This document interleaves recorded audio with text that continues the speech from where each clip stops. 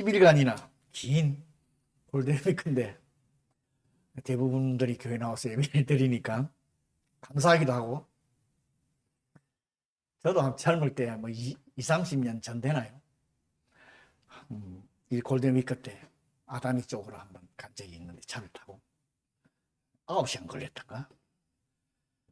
차가 세대가, 하여튼 우리들이 움직이는 사람들이 많아서 자동차 세대로 해서 갔는데, 여자분들이 가다가 고속도로 위에서 이 화장실을 가야 되는데 너무나 미치니까 참, 네, 그래서 참 또 어려움을 당하고 이런 그 기억이 나고 그런데, 지금도 보니까 고속도로에 보니까 차들이 밀려서 뭐 하네다 공항에도 막 사람이 세상에, 제가 지난주에 한국 갈 때는 뭐 텅텅 비어서 아무도 없더만 엄청 많더라고요. 또 지금부터 또 다음 주에 또 가실 분도 계시고 한데, 다녀오시고 또 육신적으로 정신적으로도 힘을 좀 얻으시고 또 재충전해서 또 하나님이 우리들에게 맡기신 그 사명을 감당하며 살아가는 우리들 되길 바랍니다.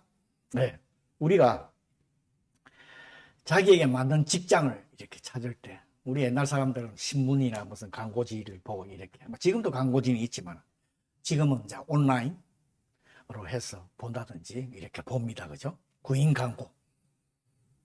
그런데 구인 광고를 보면은 지금도 또 찾고 계신 분도 있지만은 두 가지가 있어요. 대충. 하나는 관리직이고 하나는 생산직, 물건 만든다든가, 또 하나는 서비스. 대부분이 그렇습니다. 그래서 대부분의 사람들이 이 직장을 찾을 때 관리직을 선호합니다. 왜? 관리직은 지금은 모르겠습니다만 조금 무엇을 결정을 해서 사람들한테 지시를 하는 그런 권한이 좀 있다 그럴까? 그리고 수입도 또 좋고, 또 책상에 앉아서 하니까 힘도 좀 덜 들고, 그런 여러 가지 혜택이기 때문에 그것을 선호를 합니다. 반대로 이제 생산직은 보면 이 물건을 만들어야 되고, 또 서비스직은 다른 사람들하고 이렇게 섬겨야 돼. 그런 게 있기 때문에 관리직보다는 좀 인기가 없다 그럴까요? 만약에 관리직하고 생산직이 있다 그러면 둘 중에 어느 걸 택하냐 그러면 대부분이 아마 관리직을 택할 겁니다. 그런데 오늘 말씀에도 나와 있고, 그런데 교회 내에서는 관리직을 택하면 안 돼. 남을 위해서 섬기는 사람이 돼야 돼. 오늘도 제목이 섬기는 사역. 이거는 목사뿐만 아니고요, 집사뿐만 아니고요, 모든 성도들한테 해당이 되는 겁니다. 우리가 다른 사람을 섬기는 것이 이 정통 기독교의 특징입니다. 섬겨야 돼요. 오늘 본문에 보면은, 오늘 본문 읽어주셨는데 초대교회의 상황이에요. 초대교회가 처음에는 급성장을 했어요. 뭐 어떤 저기 보면은 뭐 5,000명 됐다 하는 그런 얘기들이 그러는데, 그런데 그 당시에 교회에서 말씀 사역도 있었지만은 매일 어려운 사람, 오늘 가보라고 나와 있는데 고아들이라든지 매일 교회에서 이것을 구제 사역을 했어요. 매일 도와줬어요. 그래서 물론 교회 내에서 우리도 어린 사람들을 도와야 되고 그렇지만은 도와줬어요. 그런데 그 당시에 교회 성도의 대부분이 거의 90% 이상이 히브리파 사람이었어요. 그런데 이 히브리파 사람들이 되니까 이제 교회에 구제하는 사람들, 매일 히브리파 가부들에게만, 힘든 사람들의 고아들에게만 이렇게 구제를 하니까 오늘 빠졌다, 오늘 헬라인들이 지금 원망한다. 자기네 헬라파의 사람들 소수지만은 거기에 자기들이 어렵고 힘든 사람, 가부들, 고아들이 이제 구제하는 데서 빠져 있어가지고 그것 때문에 이제 원망을 하게, 문제가 생기기 시작을 한 겁니다. 오늘의 말씀이 그겁니다. 헬라파 유대인들과 히브리파 유대인들의 문화 차이라고 할까?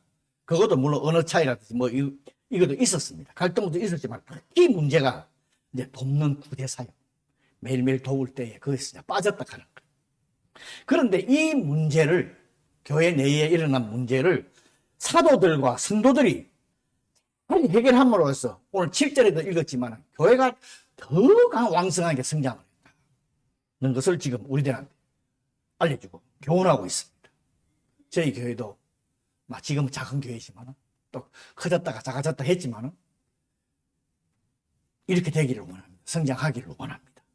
어떻게 하면 성장하느냐 지금부터 여러분하고 이제 여러분 지금도 마찬가지입니다. 교회가 성장하게 크게 되면요 뭐가 생기느냐 꼭 문제가 생기게 되어 있습니다. 적은 교회도 문제 있습니다. 교회는 꼭 문제가 있습니다. 어느 교회든지.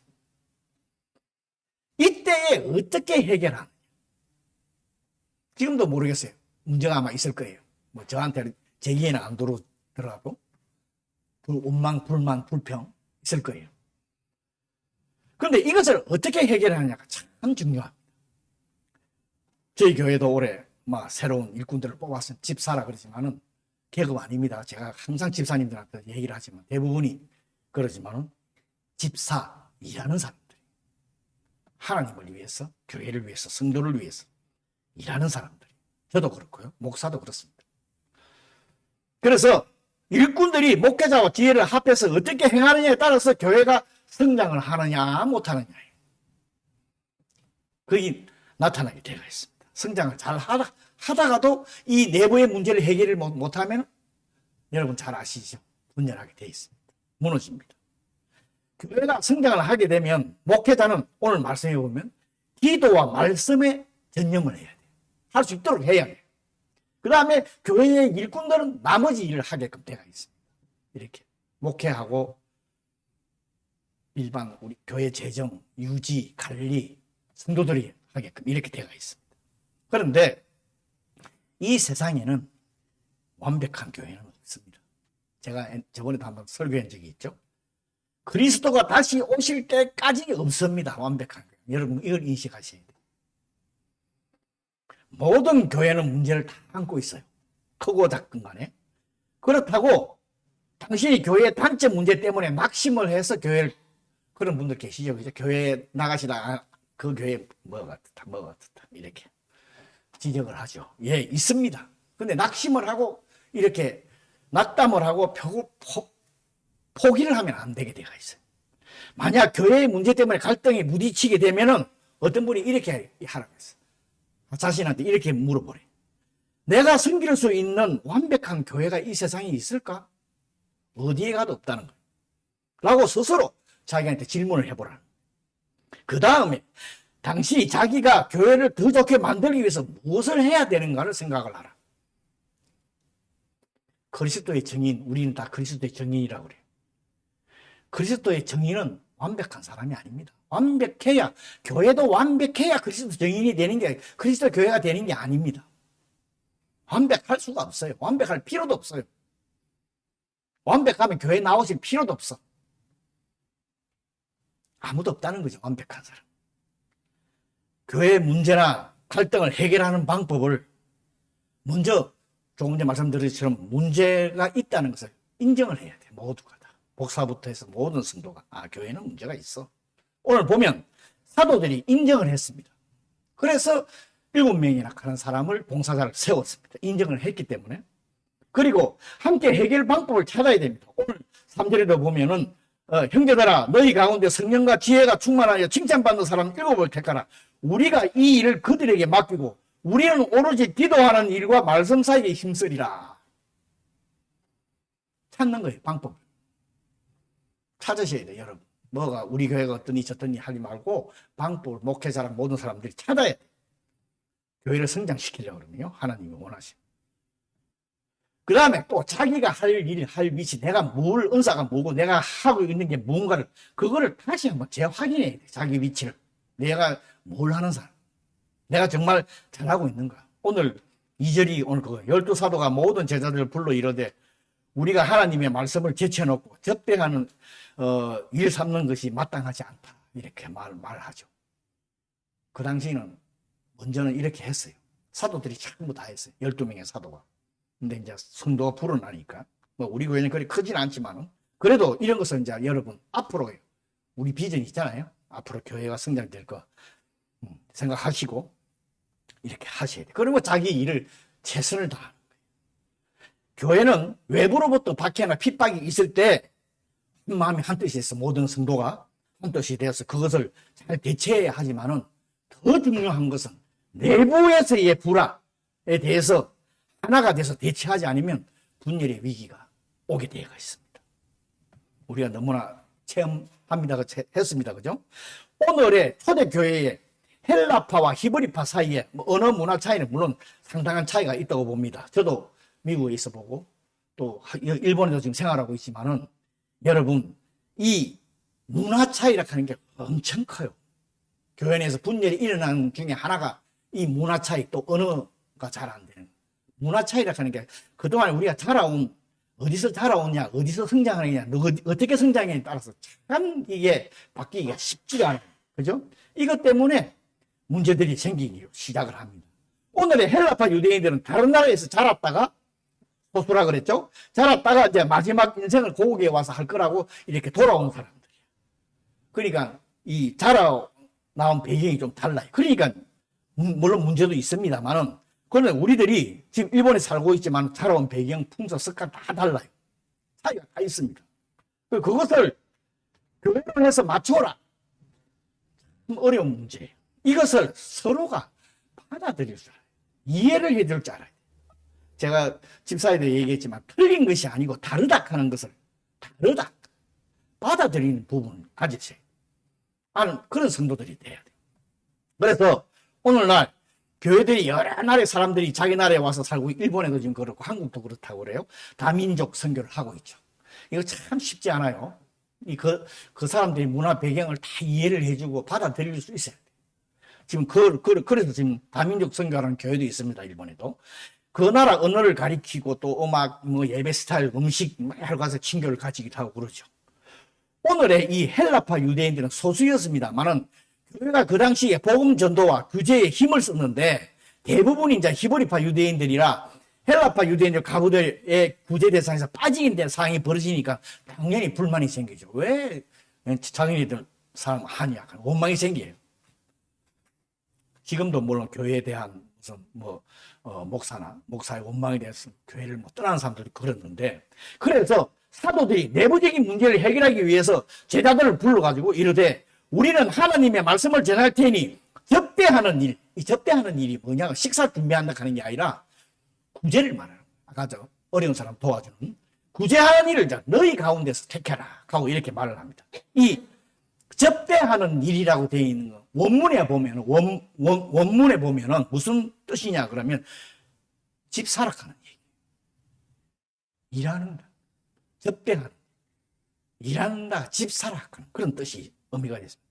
집사는 구제와 집사뿐만 아니라 모든 성도들은 봉사자들은 구제와 봉사의 일로 교회의 살림을 맡아서 하는 사람들.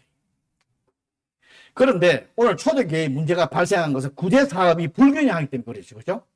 그런데 그 당시 상황하고 지금 상황은 좀 달라요. 그 당시 상황을 지금 교회에 적용을 하면은 아마 한 명도 없을 거예요. 여기 전부 다 갈 거예요.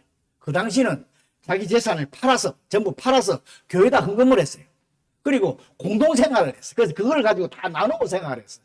지금 이러자 그러면 여기 자기 재산 지금 다 팔았어. 하자 그러면 아마 아무도 안 모일 거예요. 이단. 그 당시 상황을 조금, 근데 이단들 지금 이렇게 한 데도 있어요. 그죠? 자기 재산 다 팔아가지고 하는 분들도 지금 그래서 이단이라 하는 무슨 예수님 재림을 한다, 언제 한다 해가지고 이런 사람들도 있는데 상황이 그래요. 그러니까 지금은 이런 상태로 구제를 할 수 없어요. 지금 오늘 교회 이 성경 말씀처럼 구제를 할 수 없습니다.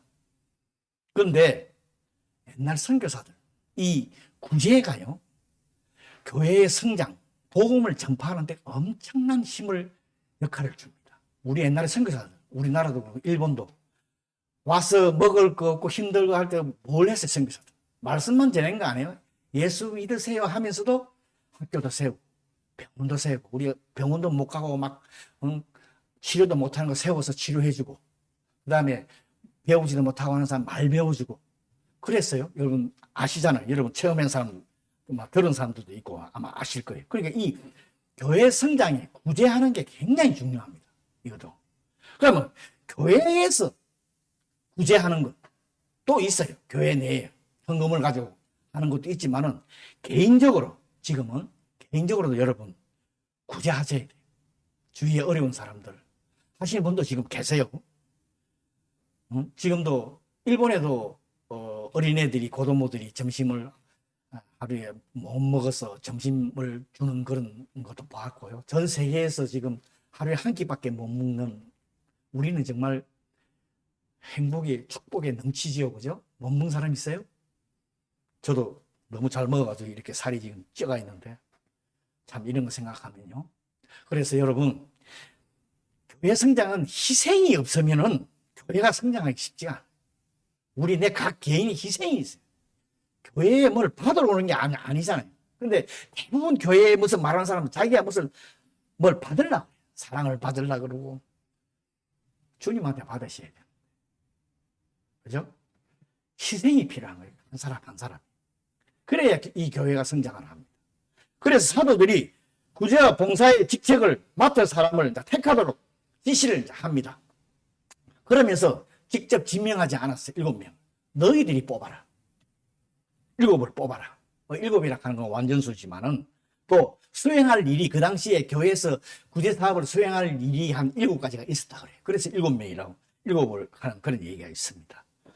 그래서 지금의 교회도 큰 교회라 그래도 집사 7명만 뽑는 교회가 있어요. 그리고 회중이 다 뽑아요. 목사가 우리 교회는 추천받아서 목사가 이렇게 타진을 해서 하지만 이런 것도 있고 또 성경적으로 보면 교인이 뽑아야 돼.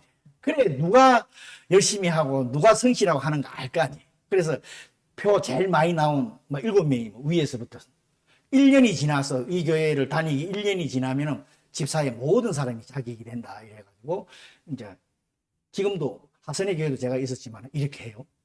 거기는 12명인가 성도가 많아 12명을 뽑는데 투표를 해요. 자기가 쓸 사람을 12명을 쓰라고 그래요. 그러면서 투표 제일 많이 표 나간 사람부터 12명을 딱 뽑아요.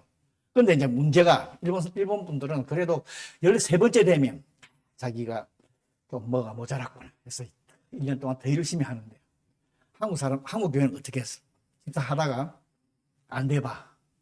염들어서 간다니까. 제가 나쁜 예를 하나 들지만요. 그래서 교회 일꾼을 전체에서 사실은 성경적으로 보면 전체 성도가 투표를 해서 뽑는 게 사실은 맞는 거예요. 그리고 사도들이 이제 택하는 그 일꾼 중에서 오늘 자격이 나옵니다. 너희 가운데 그 뽑을 때에 성령과 지혜가 충만하여 칭찬받는 사람을 뽑아라. 사실 집사는 아니에요, 지금 이 부분에. 물론 여기에 서대반도 나중에 집사 되는 분도 나오지만, 일단은 교회에 봉사하는 사람을, 성령 충만한 사람, 하나님의 사람이어야 한다는 것. 영적으로 성숙하기 위해서 하나님과 교제를 하면서 노력하는 사람을 뽑아라 하는 거고, 지혜가 충만한 사람은 하나님의 말씀도 잘 배우기를 잘 알고 그 말씀을 현실에 잘 적용하는 그런 지혜 있는 사람. 그 다음에 하나님을 공경하고 두려워하는 마음으로 어려운 사람을 도와줄 줄 아는 사람. 이런 사람을 봉사자로 뽑아라. 그 다음에 칭찬받는 사람. 이거는 인격에 대한 문제도 있지만은 성령 충만하고 지혜가 있는데 칭찬을 안 받을 수가 없지, 사람들로부터. 하나님한테 칭찬을 받는데. 이런 사람을 뽑아라는 거예요. 인격적으로도 물론 경건한 성품을 가진 자고 겸손하며 교회에서 평판이 좋은 사람. 즉 이기심을 가지지 않고 다른 사람들을 위해서 섬기는 사람. 5절에 보면 오늘 7지사의 선출의 사람의 이름이 나와요. 쭉 나와 있습니다. 스데바나부터 해서 이 사람들 이름이 보면요. 전부 헬라파 유대인이. 참 대단하죠. 대부분이 90% 이상이 히브리파 사람이었었는데 집사 7을 뽑아놓은 거 보면 모두 7명이 다 헬라파 사람들이에요. 여기에도 큰 의미가 있습니다. 만약에 예를 들어서 우리가 집사를 누구를 뽑는데 예를 들어서 어느 교회에 가면 이렇게 파가 갈라져가 있어. 그것도 교회 내에도 보면. 근데 예쪽 들어서 이쪽 파에 작은 수에 다 뽑아놔봐. 여기 가만히 있겠어요? 참 이것도 보면 그 사도들의 말에 하나님의 뜻에 따르는 그 히브리파 사람들 눈에 보이지 않지만 이 말씀 속에 그게 포함이 되어 있어요. 그 7명이 다 헬라파 이름이에요. 헬라어 이름. 헬라파 사람들 뽑았다. 참 중요한 부분이기도 합니다. 그죠? 그래서 7절에 보면은 이렇게 나와요. 오늘 7절에 보면 아까 읽었지만은 하나님께서 7절을 한번 더 제가 한번 읽으면 아까도 읽어드렸지만은 하나님의 말씀이 점점 왕성하여 예루살렘에 있는 제자의 수가 더 심히 많아지고 허다한 제사장의 무리도 이 도에 복종한다. 제사장들도 회개를 하고 돌아왔다.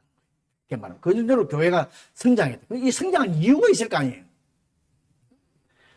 일하는 봉사자들이 선출되어 사도들과 하나가 되어서 충성한 결과예요.